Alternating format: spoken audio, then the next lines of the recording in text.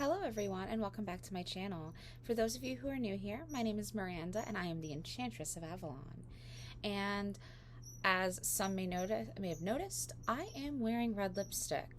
I basically never wear red lipstick, but I just had to because today's video is another in my gothic romance series, and today we are discussing Carmilla, my absolute favorite vampire book.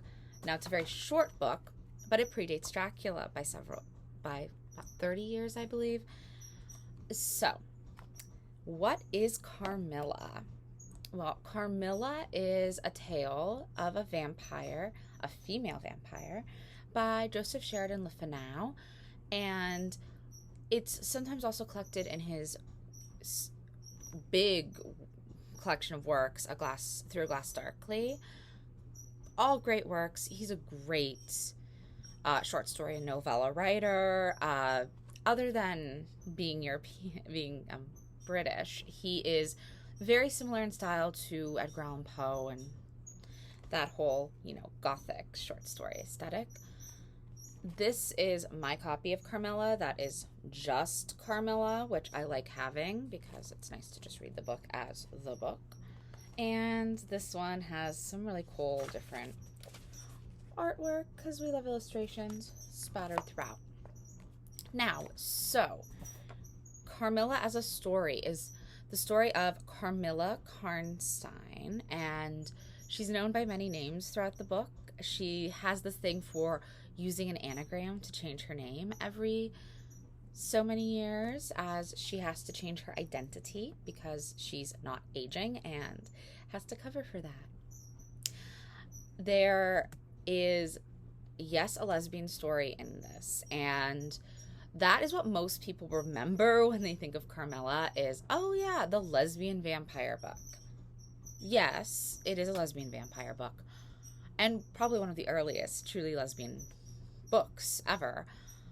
But the thing is it's still painted in a very horrific light because it's equating lesbianism with this monstrous thing, and so that's not good, obviously. And a great example of how that could be reworked is Carmilla was turned into a web series back in 2015. It began, and it had 3 seasons and then had a follow-up movie, all of which are awesome. I highly recommend checking that out.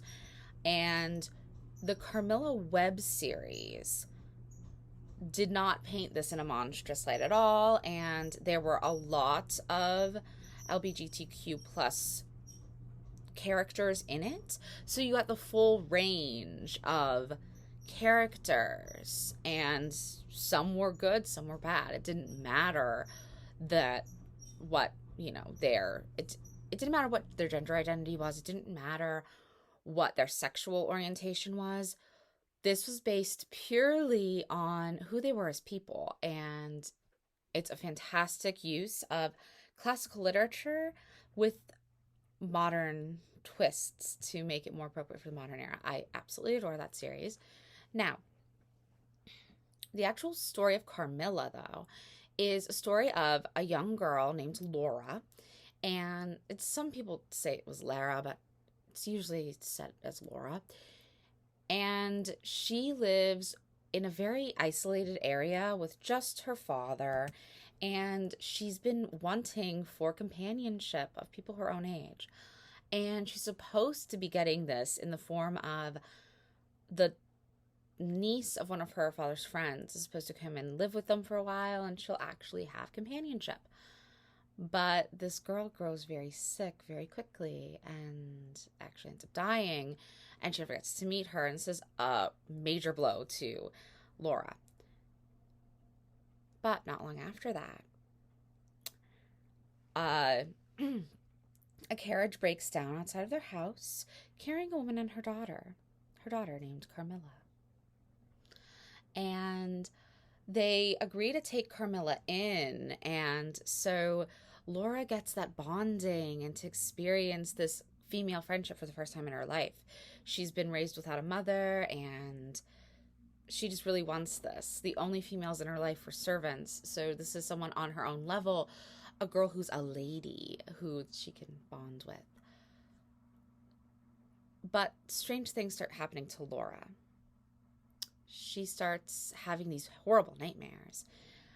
And one of the nightmares that kind of recurs is the nightmare of a cat, a big black cat that she thinks is attacking her. And in this way, they are equating the female vampire with the feline. And I love that because male vampires are often depicted as, oh, they could change into wolves. We have that in Dracula, for instance. But for the female vampire, we have her turning into a cat. And I adore this. The web series actually references it with Carmilla being able to turn into a cat, and with Laura having these dreams of her being a cat. Like, these dreams, oh, there was a cat laying on the floor when Carmilla was actually sleeping on the floor. So it's a great little tie-in to that. To the classic. I always love callbacks to the original when you're doing this modern adaptation of something. And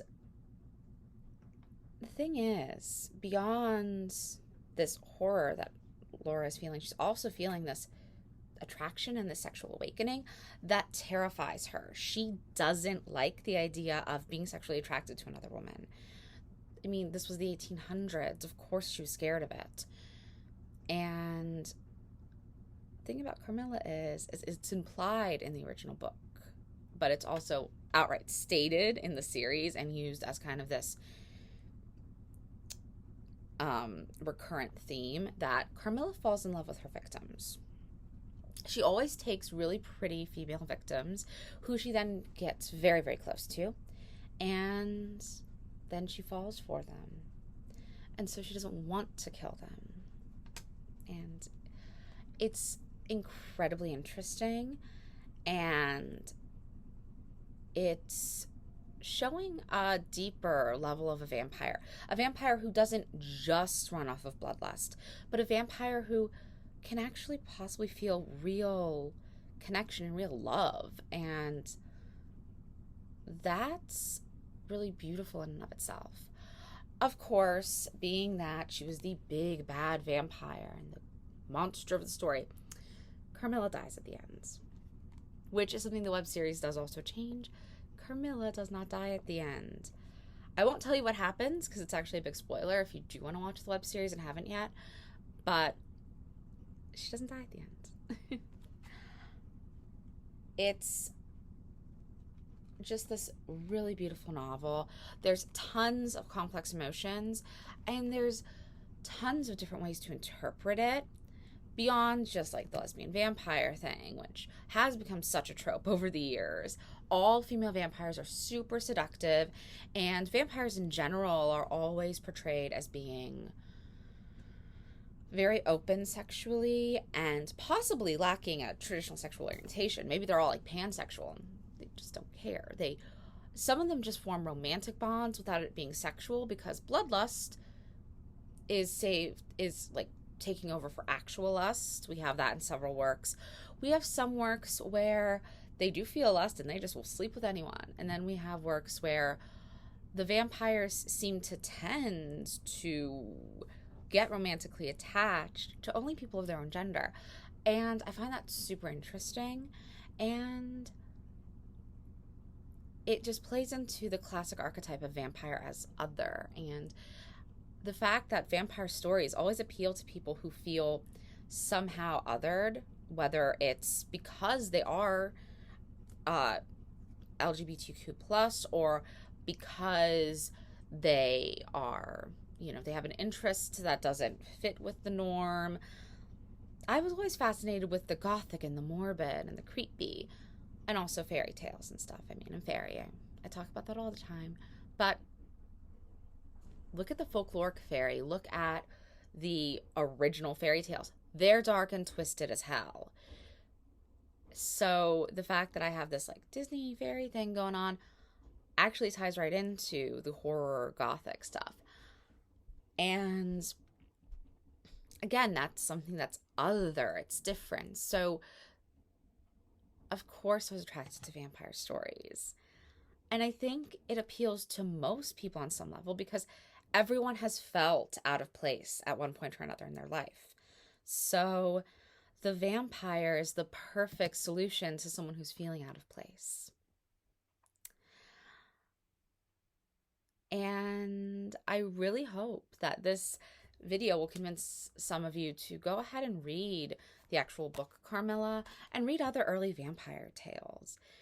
A lot of you may have read Dracula, but have you read John Paul Dory's The Vampire? Or have you read Carmilla? Or have you read Varney the Vampire? That one takes a lot of commitment because it was a penny dreadful. It was published serialized, and there are over 200 chapters. So most of the texts of it have it like well over 800 pages. It's a long book, but super fun. And if you're into penny dreadfuls, it's a good one. It's a good treat. But again, it's very, very long. I have a copy of it that I could go and show you, but I don't have it with me. So just take my word for it. It's a very long book. Like I said, though, give these classic vampires a chance because this is where all of our new vampires are originating from. Oh, and I also have with me one of the Carmilla-based movies. There are several. This one is the Hammer horror film from the 60s. Let me see if I have a year. Oh, no, sorry. It's copyrighted 1970. So, yeah. It is The Vampire Lovers, starring Ingrid Pitt as Carmilla. And yes, as you can see, this is very like sexploitation style cover. It's very sexualized. They play up on all of the sexual overtones and undertones in the story. But Ingrid Pitt is fantastic playing a vampire. I love her performance. And she also played Elizabeth Bathory or Erzsébet Bathory, if you want to use her original Hungarian pronunciation of her name, in the Blood Countess, I believe was titled, which is their Elizabeth Bathory movie, The Bloody Countess. It's very fun. So, I hope that you've enjoyed this video on Carmilla, and I hope that if you've enjoyed it, you will like, subscribe, comment, and please check out my blog, whiteroseofavalon.life, for more content. And I'll also link in the description box some of my content on my blog that relates back to Carmilla. So I hope you have a fantastic macabre Monday. Bye now.